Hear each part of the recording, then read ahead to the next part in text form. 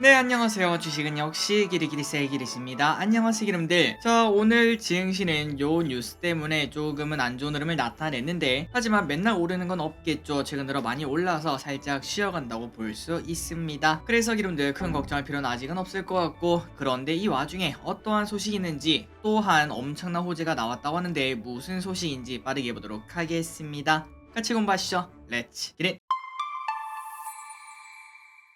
오늘 내용도 정말 심플하고 깔끔하게 공부를 해보도록 하겠습니다. 항상 이렇게 같이 공부해주셔서 진심으로 감사합니다. 첫 번째 소식입니다. 중국 경제 성장률 미달. 중국의 작년 경제 성장률이 3.0%가 나왔는데요. 이는 목표치에 크게 미달한 숫자라고 합니다. 그렇다면 큰일 난 거 아닌가, 오늘 증시 빠지는 거 보면은 추가 하락 나오는 거 아닌가 라는 걱정을 해볼 수 있지만, 그런데 이거는 이미 과거의 지표이며 증시는 미래를 반영하는 거울이기 때문에 하루 이틀 정도 지나면은 결국은 다 다시 돌아올 거다라고도 볼 수 있습니다. 그리고 설령 주가 흐름이 좋지 않더라도 우리는 또 설 연휴가 있지 않겠습니까? 그때를 맞춰 또 이런 소나기를 피할 수 있는 가능성이 있기 때문에 큰 걱정할 필요는 없을 것 같습니다. 그리고 이제 중요한 거는 앞으로입니다. 증시는 미래를 반영하는 거울이라고 말씀드렸다시피 앞으로 중국 GDP가 어떻게 되는가 여기에 신경을 써야 되며, 게다가 지금 중국 입장에서는 목표치를 크게 미달했기 때문에 조금은 달려야 되는 그런 상황 아니겠습니까? 그 나라 인민들에게 뭔가 보여줘야 되는 그런 상황이다 보니까 당연히 어떠한 노력을 크게 할 것이라고 볼 수 있고, 중국이 어떤 노력을 할지에 포인트를 두고 우리가 공부할 필요가 있을 것 같습니다. 일단 만만한 거는 뭘까요? 맞습니다. 가장 만만한 건 인프라 투자죠. 거꾸로 인프라 투자를 하면은 우리나라 기업은 어떤 기업이 이득을 보고 어떤 원자재 가격이 오를 것이며, 그 많은 물건들을 나르려면은 결국은 해운주는 어떤 식으로 움직일지 그런 것들을 포함해서 여러 가지를 공부할 필요가 있을 것 같습니다. 다음으로 중국 소식 한 가지만 더 보고 넘어가도록 할게요. 자, 중국 리오프닝이 당겨질 수 있다는 소식이 나왔습니다. 이게 뭔 소린가 봤더니 중국에서 입국자 제한 등의 소식이 얼마 전에 나왔죠. 지난주인가 그랬습니다. 그래서 조금은 회복하는데 걸리겠구나, 중국의 확진자가 정점을 치는 그런 소식이 나와야 그때부터 우리나라가 중국 입국자 규제를 하지 않고 중국도 맞춰서 풀 텐데, 제가 생각했을 때는 우리나라와 마찬가지로 백신을 전부 다 맞고 그리고 코로나 감염이 천천히 돌면은 최소한 몇 개월은 걸릴 거라고 생각했거든요. 하지만 이게 생각보다 빨리 해결될 것 같습니다. 그 이유가 뭔가 봤더니 중국에서는 이미 1월 말, 사실 보름밖에 남지 않았습니다. 이 보름 정도의 시간이 지나면은 베이징 감염률이 무려 92%에 달할 것이다, 이러한 연구 결과가 나왔다고 하는데요. 그러니까 그냥 사실상 중국 사람들 한 번씩 다 걸리고 끝낸다는 소리겠죠. 우리는 이제 초기이기도 했고 그 다음에 감염자를 최대한 적게 나오게 하기 위해서 여러 가지 정책을 사용을 했었는데, 그런데 중국은 한 3년 동안 데이터를 쌓지 않았겠습니까? 그렇게 쌓아보니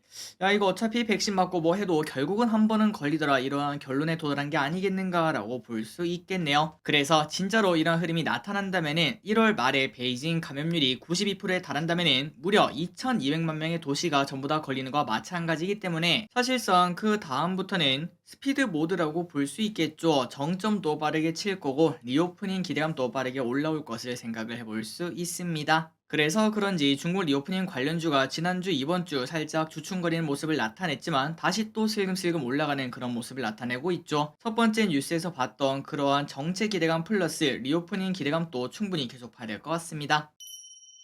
다음입니다. 카카오 연기금이 샀잖아요. 최근 1월 내내 연기금이 매수하고 있는 카카오, 여기 보시면은 최근 카카오가 계속 급등하는 걸 확인할 수 있고, 그 날 동안 10일 연속 연기금은 지속적으로 매수를 하고 있습니다. 그리고 그 매수 금액도 당연히 1등이겠죠. 그 말인즉슨 지금 연기금의 1픽은 카카오인 걸 볼 수 있는데 주가도 거기에 화답을 하고 있습니다. 어느덧 52,000원에서 62,000원까지 올라왔죠. 20% 가까이 상승하는 걸 확인할 수 있습니다. 또한 이에 맞춰 증권사들의 목표 주가도 올라가고 있다고 합니다. 1월에 무려 10개의 증권사가 카카오 리포트를 냈는데 4개 증권사는 목표 주가를 상향시켰다고 하니까 꽤나 괜찮은 흐름이라고 볼 수 있겠죠. 그 중에 두 개 보자면 유진투자증권은 7만원, DB금융투자는 8.3만원을 제시를 했다고 합니다. 아직까지 상승 여력이 있다는 거겠죠. 그렇다면 카카오가 이렇게 상승하는 이유가 뭔가? 바로 카카오톡 개편에 따른 톡비즈 성장 그리고 카카오 엔터테인먼트 효과를 주목을 하라고 합니다. 아마도 많은 분들이 카카오에 조금 물려있다라고 말씀하실 것 같은데요. 과연 카카오 추가 상승이 가능할지, 과거의 영광을 시간은 좀 걸리겠지만 다시 차지할 수 있을지 계속 공부를 해보도록 하겠습니다. 일단은 연기금이 언제까지 사는지 봐야겠네요. 다음입니다. 카카오가 이렇게 올라가다 보니까 야, 성장주가 오르네 라는 생각이 들죠.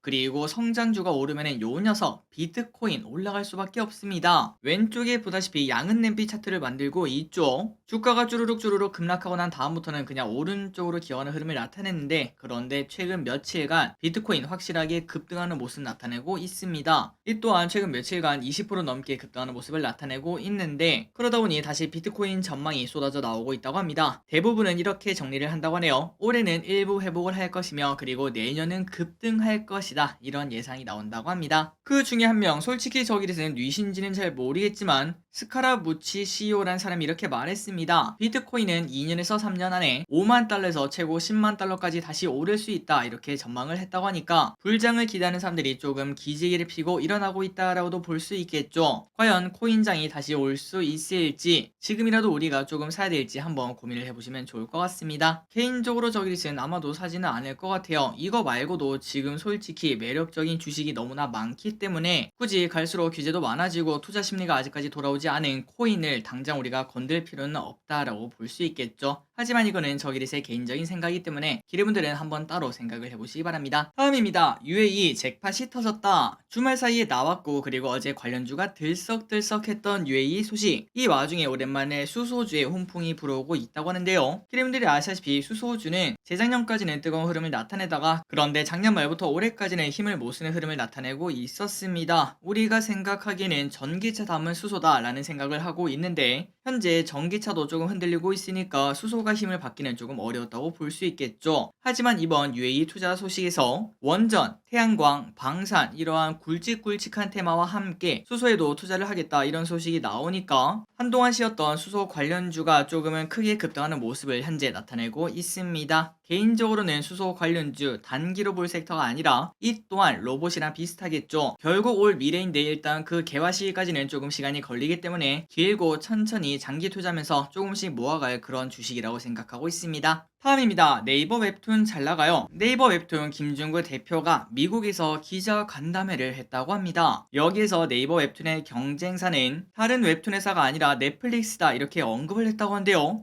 야, 이거 너무 오바냐 라고 생각을 해봤지만, 그런데 사실 저만 하더라도 넷플릭스 사용 시간과 네이버 웹툰을 보는 그 시간이 비슷하다는 걸 갑자기 깨달았습니다. 게다가 어린 아이들은 넷플릭스보다 더 웹툰을 선호할 것이라고도 볼 수 있겠죠. 참고로 네이버 웹툰은 글로벌 시장 압도적 1위를 기록하고 있다고 하며, 그리고 웹툰 특성상 글로벌로 뻗어나기가 쉽고 편리합니다. 영상은 더빙이라든지 자막을 써야 되고, 그리고 익숙하지 않은 언어에 거부감이 분명 존재하고 있는데, 하지만 웹툰은 그냥 말풍선만 바꾸면 되기 때문에 확실히 전세계로 뻗어나가기 유리하다라고도 볼 수 있겠죠. 어쨌든 이렇게 네이버 웹툰이 잘 나간다, 이런 소식을 보니까 최근 들어 웹툰 관련주가 왜 이렇게 올라가는지 그거를 알 수 있을 것 같습니다. 그나저나 기름들 웹툰 많이 보시나요? 저기는 개인적으로 왼쪽에 있는 웹툰들 거의 한 60%는 보는 것 같습니다. 거의 생활 패턴이 정해져 있죠. 자기 전에 한 10분에서 20분 그 정도 시간에 웹툰 보고 잠드는 게 저의 습관인데, 아마도 많은 분들이 그러지 않을까라고 볼 수 있겠네요. 다음입니다. 기아 화성공장 3월 착공. 기아의 화성공장이 예정대로 올해 1분기에 착공이 된다고 합니다. 그런데 여기서 노조의 승리다, 이런 평가가 나온다고 하는데, 이게 뭔 소린가 봤더니 PBV 목적 기반 차량 생산을 노조 측에서는 연 20만 대를 보장하라고 주장을 했다고 하는데, 그렇다면 사측은 그 반대겠죠. 얼마를 주장했나 봤더니 15만 대로 주장을 했었다고 합니다. 그런데 결국 20만 대 규모로 노조 측의 고용 규모를 보장하게 되었다고 하며, 이 때문에 노조의 승리다 라는 평가가 나왔다고 합니다. 그런데 우리가 이걸 보면은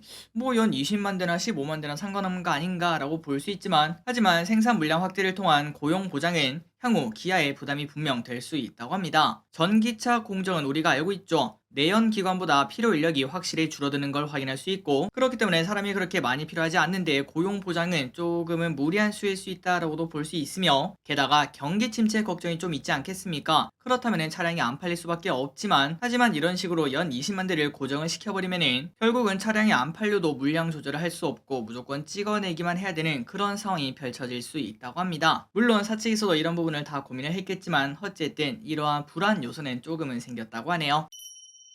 다음입니다. 이 소식을 기름들이 꼭 관심 있게 보시면 좋을 것 같습니다. 어제 갑자기 중요한 소식이 여기저기서 들렸는데 아직까지 정확히 기사로 나오진 않아서 추후 팩트체크는 필요하지만 미국 CPI 산정 방식을 바꾼다 이런 얘기가 나왔습니다. 그리고 그 방법을 CPI가 더 하락할 수 있도록 조정한다고 하는데요. 야, 이게 뭔 소리냐라는 생각이 그냥 절로 들죠. 안 그래도 최근 들어 조금 둔화하고 있는 CPI 충분히 하락하는 모습을 나타내고 있는데 그런데 이 산정 방식을 바꿔서 추가적으로 더 급락하는 CPI를 우리가 이제 곧 두 눈으로 확인할 수 있다고 합니다. 그렇다면 어떻게 될까요? 시장 참여자들은 당연히 CPI 산정법 변경에는 관심이 없고 CPI 그 숫자가 중요하기 때문에 눈에 보이는 숫자에 열광할 확률이 높습니다. 고로 주가 상승폭이 생각보다 클 수 있다는 걸 한번 고민을 해볼 필요가 있으며 또 생각보다 빨리 금리가 낮아지는 거 아닌가 이런 얘기도 해볼 수 있겠네요. 어쨌든 여기에 대한 정확한 소식이 나온다면 한 번 더 기름분들에게 알려드리고 이것만 보고 알 수는 없겠지만 증시가 생각보다 조금 더 많이 올라간다면 과연 나는 어떤 식으로 투자할지 그 부분도 한번 고민을 해보시면 좋을 것 같습니다. 다음입니다. 설이 이제 코앞입니다. 그러다 보니까 설 선물 고민이 많으실 것 같은데요. 하지만 이 와중에 설 선물을 싸게 살 수 있는 방법이 있다고 하는데 그게 바로 당근이라고 합니다. 왼쪽에 보시면은 처기릿이 직접 중고 나라에다가 선물 세트라고 치니까 이렇게 엄청나게 나오더라고요. 물론 여기서는 자기들이 직접 판매하는 뭐 그런 것도 있겠지만 그런데 그 와중에 회사에서 받은 선물 세트나 아니면은 지인에게 받은 선물 세트를 나는 이거 냅둬봐야 안 쓰는데 어디 줄 데도 없는데 혹은 먹을 수도 없는데 이런 사람들이 중고나라 그리고 당근마켓에 되파는 물량을 확인할 수 있다고 합니다. 다만 할인율은 제각각이지만 이렇게 네이버 카페에서는 6만원짜리 선물 세트가 2.4만원에 거래가 되고 있는 걸 확인할 수 있고 당근에서도 잘 잡으면 더 저렴하게도 잡을 수 있겠죠. 그러니 기분들 혹시나 선물 세트가 필요하다면 이런 방법도 있다는 걸 생각을 해보시면 좋을 것 같고 또한 유통업계도 조금 분위기가 바뀌고 있다고 합니다. 기분들이 아시다시피 1인 가구가 엄청나게 늘어나고 있죠. 하지만 선물 세트 특성상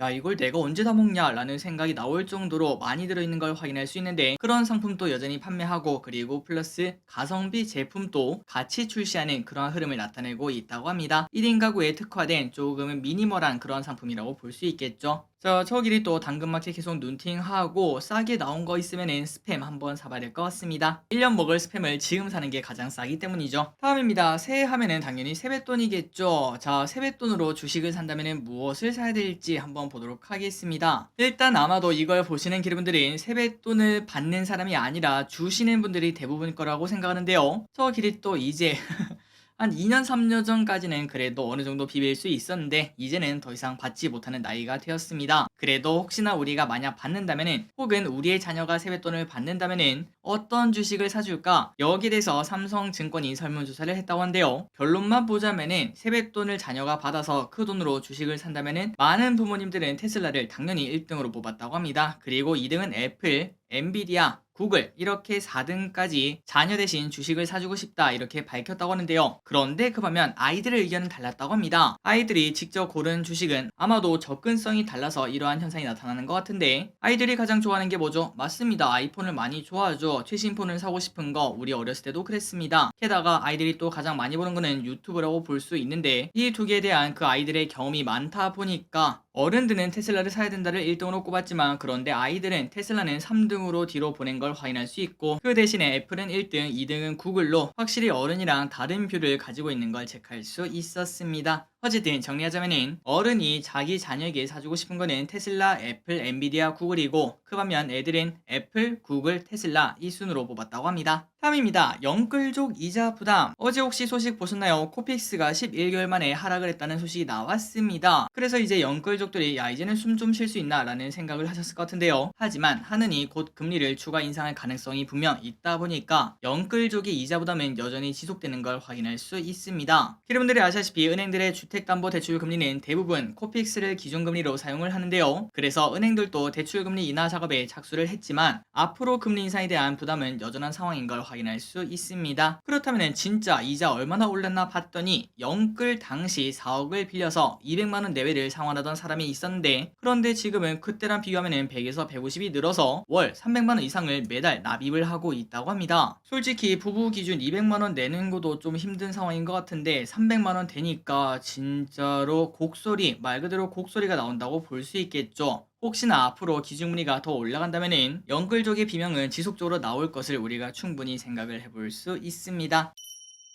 다음입니다. TSMC 사상 최대 투자. 서기릿은 이걸 보자마자 뭐야 반도체 침체기 아닌가요? 라는 생각을 했거든요. 그런데 이 말이 무색하게 TSMC가 작년 대비 R&D 비용을 20%나 늘리기로 결정을 했다고 합니다. 이는 대만 정부의 화끈한 정책에 힘입어 결정한 것으로 보이는데, 참고로 대만 정부는 어떤 식으로 했나? R&D 비용에 관한 세액 공제율을 15%에서 25%로 늘렸다고 합니다. 그러니까 투자 팍팍 하세요 라고 말을 했다는 거겠죠. 마침 이걸 보니까 얼마 전에 있었던 호재가 기억납니다. 우리나라도 정부 정책이 있었죠. 다만 지난해 12월에 통과된 K칩스법, 여기에 설비 투자 세액 공제율은 단 8%밖에 되지 않았습니다. 대만이랑 비교하면 큰 차이가 있죠. 그래서 이번에 정부에서 해당 세제 혜택을 15% 올리는 개정안을 마련을 하긴 해서 주가가 급등하는 흐름을 나타내긴 했었지만, 그런데 아직까지 야 이거 국회 넘을 수 있나 이런 얘기가 나온다고 합니다. 여기서부터는 이제 정치에 관련된 내용이라고 볼 수 있겠죠. 어떠한 이해관계가 있고 그리고 어떤 식으로 흘러갈지 모르겠지만 최대한 그냥 다 잘 됐으면 진심으로 좋겠습니다. 그리고 참고로 왼쪽에 TSMC의 주봉을 확인할 수 있는데, 이때 바닥을 찍고 올라갔던 거 있죠. 이때 왜 올라갔죠? 맞습니다. 워렌 버핏이 투자를 했다, 이 소식이 나오면서 주가가 급등을 했죠. 그리고 그 상승폭을 이번에 또다시 올리고 있는 걸 확인할 수 있는데, 추가적인 상승이 가능할지, 그리고 워렌 버핏이 과연 그때 사고 끝일지 한번 고민을 해보시면 좋을 것 같습니다. 올해 그리고 내년은 반도체 해가 될 가능성 분명 있을 것 같네요. 다음입니다. 천장 갈라진 백화점, 이 소식이 조금 충격이었죠. 분당 NC백화점 야탑점에서 천장 균열이 발생을 했다고 합니다. 그래서 왼쪽에 보다시피 이런 식으로 조금은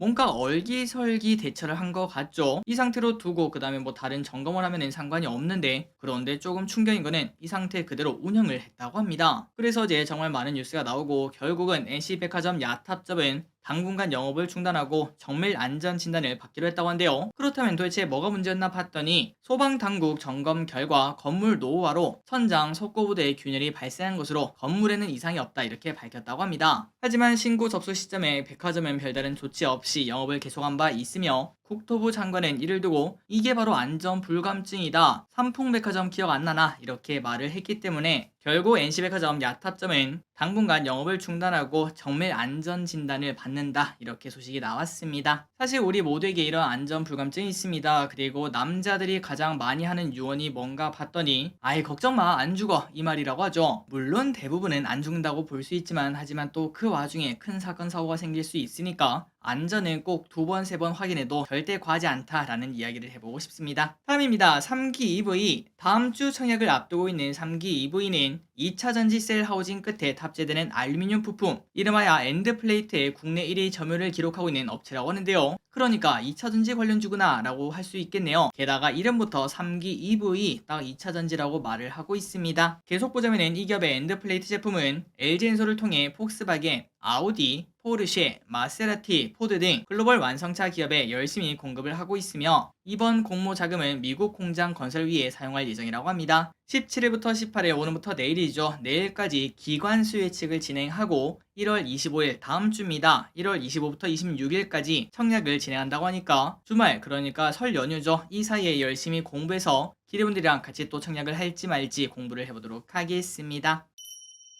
오늘의 기업 2가지를 쓱 보고 끝내보도록 하겠습니다. 첫 번째, 하이브의 차트. 와, 이거 보니까 야 작년 말에 이거 안 산 게 진짜 후회된다 라는 이야기가 그냥 나오죠. 그나저나 BTS도 없는데 이렇게 오른 이유가 뭔가 봤더니 바로 뉴진스의 힘이 엄청나게 크다고 합니다. 내용을 보자면은 뉴진스가 빌보드 핫백 차트에 진입할 것으로 예상한다, 이러한 전문가들의 예상이 나온다고 하며, 제가 봤을 때도 충분히 가능해 보이는 게 확실히 세상이 바뀌었다는 걸 확인할 수 있습니다. 한 10년 전만 하더라도 빌보드에 올라간다고 하면은 야 말이 되는 소리래라, 그때가 싸이가 한번 올라갔었겠죠, 싸이는 운이었다 뭐 이런 얘기를 많이 했을 것 같은데, 하지만 지금은 확실히 우리나라 가수들이 글로벌에서 뛰어노는 걸 우리가 확인할 수 있습니다. 그래서 NH투자증권은 목표가 25만원을 제시했으며, BTS의 부재가 무색하게도 실적을 보면은 올해는 버티고 내년은 더 성장할 것으로 보인다고 합니다. 뒷걸음질 치지 않는다는 거겠죠. 또한 과거에 블랙핑크도 핫백을 찍고 난 다음부터 그때부터 미국에서 크게 성장을 했기 때문에 이번 뉴진스도 그 길을 따라가지 않겠나라는 평가가 나온다고 합니다. 마지막입니다. SK텔레콤 왼쪽에 월봉을 보시면은 쭉쭉쭉 올라가다가 어느덧 60월선 여기까지 떨어진 걸 확인할 수 있는데요. 그렇기 때문에 야 이제는 좀 매력적인 가격 아닐까라는 이야기가 나온다고 합니다. 다만 통신주 같은 경우에는 뭔가 우리가 적극적으로 투자하기에는 너무 재미없는 주식이다 라는 이야기가 나올 것 같은데요. 하지만 SK텔레콤 상방이 무려 63%나 열려있다, 이러한 분석이 나왔습니다. 미래에셋증권이 목표가 7.6만원을 얘기를 했다고 하네요. 그렇다면 그 이유가 뭔가? 일단은 배당이 지속적으로 성장할 전망으로, 참고로 작년 배당이 3,320원이니까 5%가 훌쩍 넘는 배당인 걸 확인할 수 있죠. 만약에 올해 그리고 내년에 금리가 하락하게 된다면 이러한 배당을 주는 기업 당연히 주가가 오를 수밖에 없습니다. 고로 이 부분 때문에 더 이상 가격 하락하기는 조금 어렵다고 볼 수 있으며, 그리고 신사업인 T우주라는 서비스가 올해 이익 발생이 본격화될 것으로 보인다고 하며, 이프렌드라는 서비스는 49개국 런칭으로 글로벌 수익 모델도 확보가 될 것이라는 평가가 나온다고 합니다. 참고로 T우주가 뭔가? 이거는 여러 할인 상품을 묶은 구독 서비스입니다. 예를 들면 제가 자주 가는 카페, 그 다음에 쇼핑몰, 이런 것들을 한데 모아서 할인을 받을 수 있는 그러한 구독 서비스라고 볼 수 있고, 그리고 이 프렌드는 메타버스 서비스라고 하니까 우리가 지금 생각해봐도 구독 서비스와 메타버스 이 두 개는 지속적으로 성장할 수밖에 없지 않겠습니까? 그렇기 때문에 SK텔레콤의 미래가 조금 밝다, 이런 평가가 나온다고 합니다. 한번 기분들 공부를 해보시고, 그리고 SK텔레콤뿐만 아니라 배당주는 우리가 조금 더 관심 끼울 필요가 있다고 생각합니다. 금리가 낮아지기 시작하면 배당주의 매력이 엄청나게 커질 거라고 볼 수 있겠죠. 오늘의 공부 여기까지 끝났습니다. 항상 이렇게 같이 공부해서 진심으로 감사드립니다. 오늘은 조금 쉬었지만 다시 또 쭉쭉 올라가는 증시 계속 나왔으면 좋겠네요. 지금까지 기리셨습니다. 빠이요.